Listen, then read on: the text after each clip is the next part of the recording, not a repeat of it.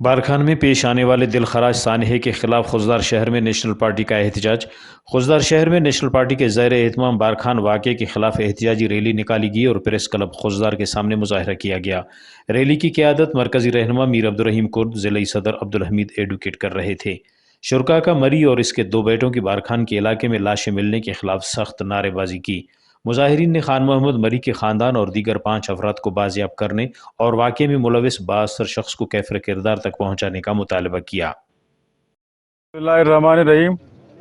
مرچی national party خوزدار BSO فجار خوزدار زیر اہتمام سانحہ بارکان خلافہ یک احتجاجی مظاہرے کا شگبو احتجاجی مظاہرے اختتام پریس کلب خوزدار دیما بو۔ ہمیں مطالبہ ایشن کے جا ملوث ملزمہ آوانا قانون کتہرے تارک بھی تاکہ آئندہ واسطہ کوئی بھی طاقتور مرد میں ایڈو نے حرکتی کرت مکم۔ شاب ما وش نیوزا باز مشکوراں کے آواز وتی نیوزا مزورتے جناب والا اے ہمیرگیں ثانیہ بارکان اندرا ہمیرگیں واقعہ پیشات کا بالکل اصل اے اسلام اندرا دی جائز نہیں کیرگا ظلم کنا نیانیت مزاں عزت اور نیانیے اگر جنگی آمتا بری نیانیہ پیش کنے تما جنگ دی صلح بھی ہیں۔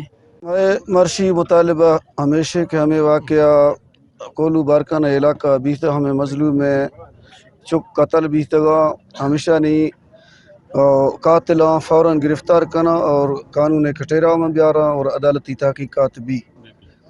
بس میں مطالبہ ہمیشہ میں کل بلوچ قوم میں۔